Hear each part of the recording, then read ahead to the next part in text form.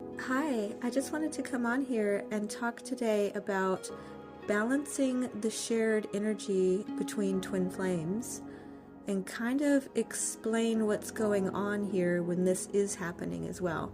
So, the hardest thing to do within this connection is to slowly merge your energies together and be able to balance that shared energy that you have, because you're one soul, and at the moment you're both fractured still, and you're here now in the physical form in each other's presence, and you are each holding the other part of each other's energy, you know?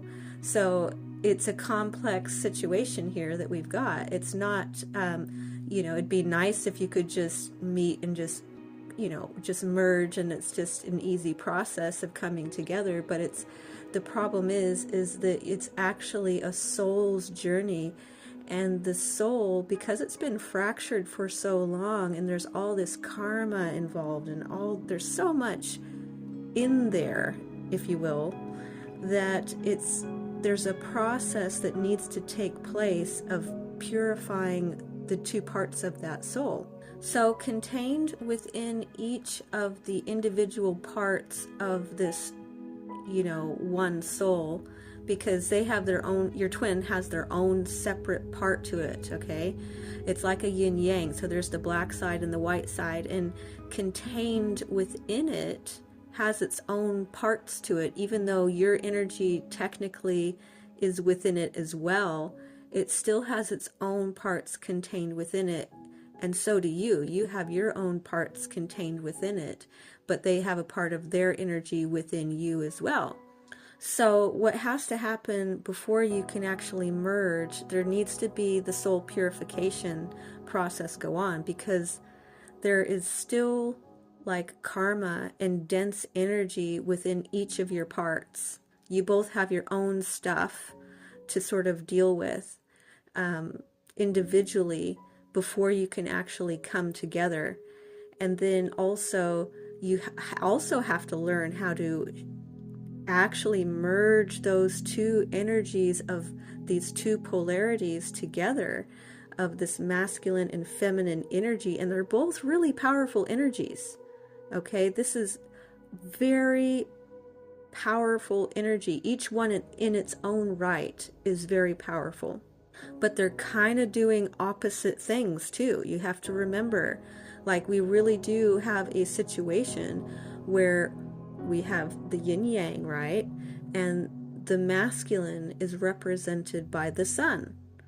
The sun has a totally different function than the moon, which is the dark side or the black side of the yin yang.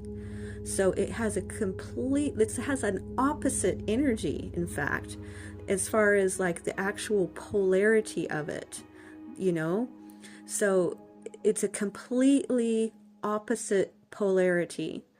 And the trick to the merging is understanding this.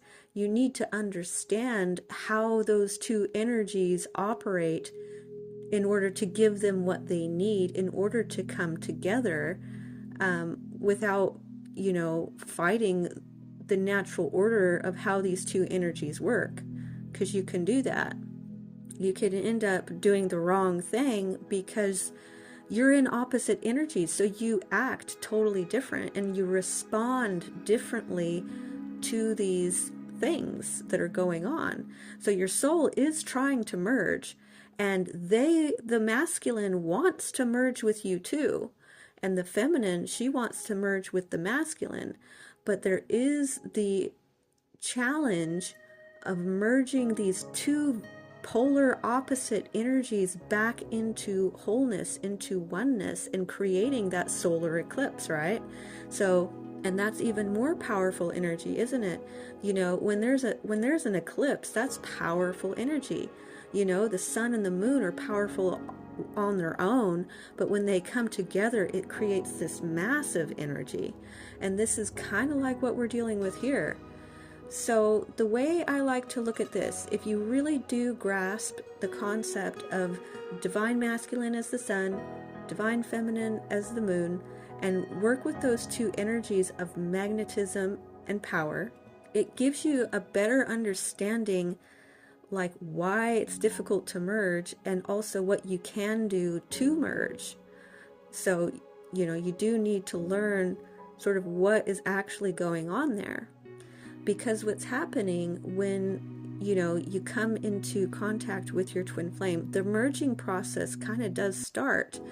The process starts unfolding. What has to happen generally is that these mergings will take place in small doses. Is that, okay, divine feminine has this dark moon magnetic energy, right? That's divine feminine. So her energy wants to pull in with her magnetism. She wants to start pulling in the merging a lot faster than the divine masculine, because that's what her energy does. She's like, the moon, everything magnetizes to her, right?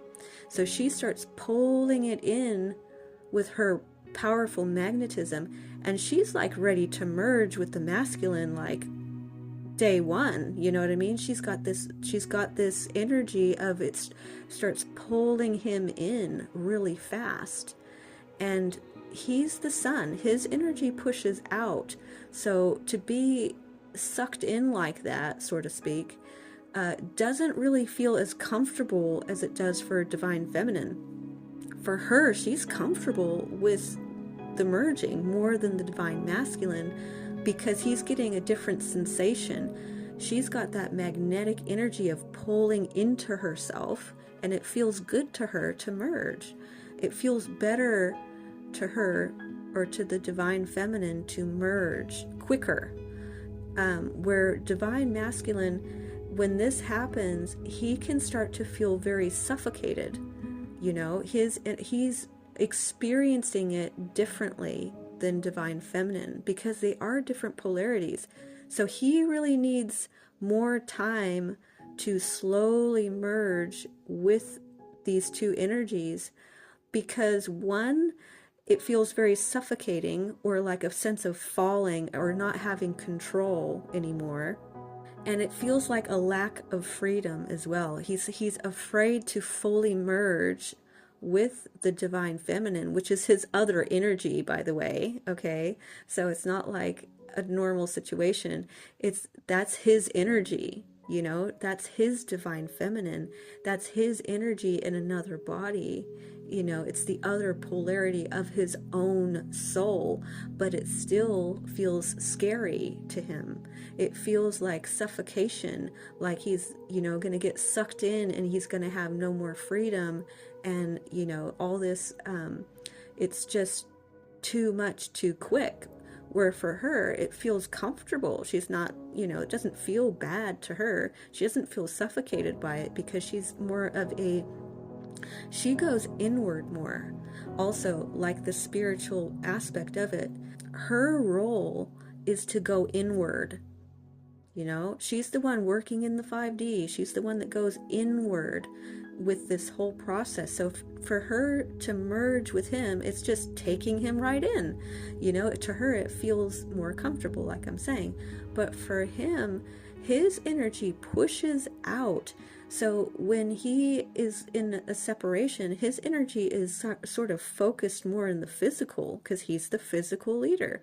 So his energy is pushing out, where she, in a separation, the divine feminine, will go inward and sort of have to go inside of herself more, where the divine masculine will have to, he will naturally, his energy will push out and be more focused in the physical in a lot of ways.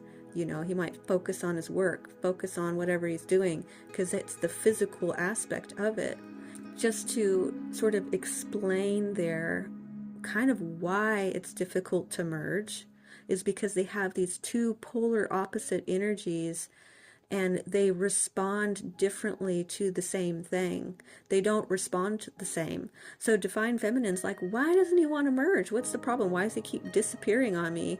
It seems like he's ready one minute, and then he he disappears again, you know, because they keep coming back, and you're like, you know, what is with this? They're here one minute, then they're gone the next minute, and it's like, what is going on? It's really frustrating for Divine Feminine, because she's like, you know, what do you want from me? You're in, you're out, you're in, you're out. What is this? You know, but if you understand that to him, it's like the Divine Feminine sort of starts sucking in the energy too quickly. Like the energy for her spikes up real quick, and she's like starts pulling him in to merge, and he's like, slow down, you know, it hurts, it's kind of like suffocating, and you know, I need to slow down, basically.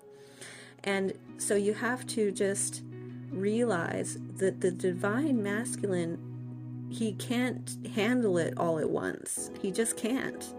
So you have to just kind of give him a little break. And it's okay to have those separations, to let the energy kind of settle. You have to just back off, you know. You understand that your energy as Divine Feminine should always be the one receiving. You should never be the one sort of pushing out at him, because that's his job. His job is to be pushing out. And as Divine Feminine, your job is to stay back and be that big, you know, full moon magnetic energy, just sort of radiating out. And that's what pulls everything in, is through that magnetism. But you kind of have to allow them some breathing room. You know, Divine Masculine, they need breathing room to sort of let the energy settle a little bit. And it's like, you know, when it gets a little bit, the energy spikes up too high, he's got to go back to, you know, his own corner and sort of just take in what's happened a little bit. And, you know, so that's normal. So what you have to do in order to balance that is to, one, understand how this works, and then just take it in more slowly. As Divine Feminine, you know, yes, you're ready to merge right now, but he's really not. He's really not comfortable merging as fast as you are. So you have got to make it comfortable for him too. You know, you can't go at a pace that's comfortable for you but not for him. It's got to work for both of you. So what you have to do is just remember that he's the physical leader. If he needs to go off and like settle with that energy for a bit, just let him go settle his energy. You know, you have to just live your life and carry on as usual, and, you know, keep focusing on yourself. It's important not to spike your energy up too quick. You know, don't get too excited. Don't start latching on and sucking him into union too quickly.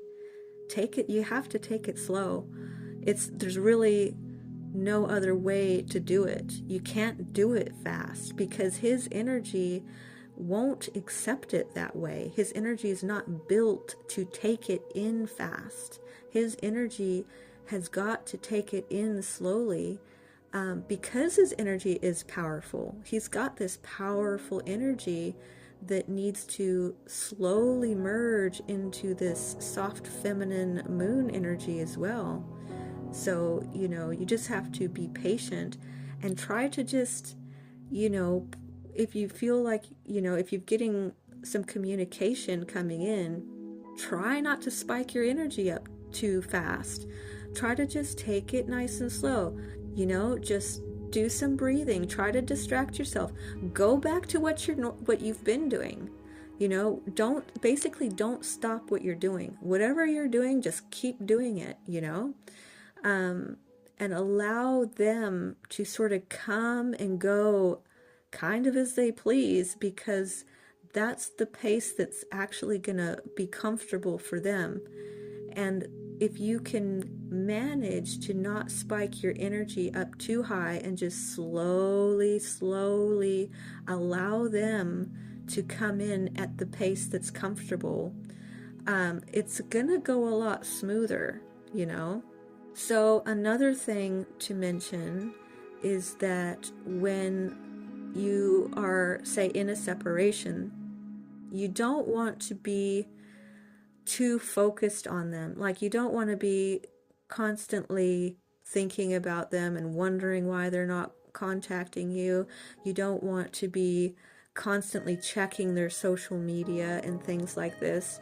As divine feminine, that is push energy. That energy, even though they aren't really even aware that you're doing it, probably, it's still an energetic thing that you're doing. You're energetically pushing, and it's still a suffocating feeling for them. They don't feel free. They kind of need to feel free a little bit. It's kind of a masculine trait to need to feel free. And so if you make them feel free, and you give them that space, they will come back on their own without you pushing any energy out. And it's kind of like the opposite for them too. Like, it's actually good for them to be checking your social media, and it's good for them to be kind of in the background, kind of keeping tabs on you, basically, because they do that too. Like, when it's a separation and you guys aren't in contact, they generally are keeping tabs on you from a distance, that's a good thing. It's not good for the feminine to be doing that, because that's, again, like I said, push energy. But it's actually a good thing when he does that, because that's his way of staying connected with her, and him pushing out. He's pushing out. He's keeping an eye on her. He's sort of right there in the background, and he's keeping tabs on her, even though he's not really comfortable being in actual communication with her. He's still keeping tabs on her, and he's got his eye on her, and just keeping an eye on the situation. And it's kind of his little way of protecting her too, and staying connected. Like, he's not gone. He's just kind of in the shadows a little bit. But for him, it's actually a good thing that he does that.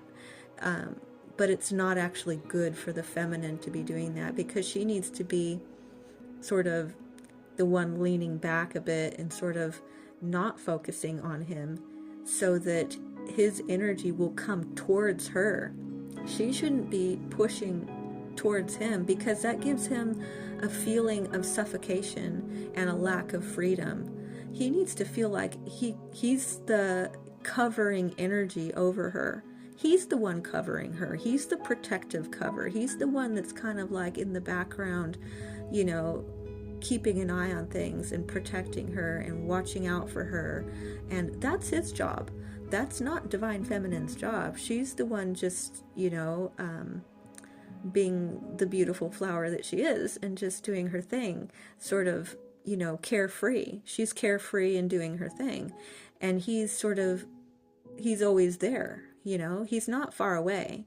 They're always sort of, there in some way, shape, or form in the background, even during those separations. Even if they're not like communicating with you, it doesn't really matter. You just have to take it really, really slow. You can't try to merge with them all at once, because they will reject it. It's a polar opposite energy, and their energy will just reject it, because it just doesn't feel good. It just feels too uncomfortable, and they'll have to pull back. So, that's really the best advice that I have, and it's, I think, just helpful to understand kind of like what's going on there, like energetically, and why those things are happening. So you kind of just have to accept that, and just have a better knowing of why they're behaving the way that they're behaving. And they can also have a better understanding of why you're behaving the way you are too. So if you have this common understanding of how the other one is operating, it can greatly help the connection, and help to create that merge a lot smoother. So anyway, I hope I kind of shed some light on the merging, and how each one is sort of going about it, and what you can do. But anyway, I'll go ahead and leave this here for now. Thank you very much for listening, and I will talk to you later. Bye.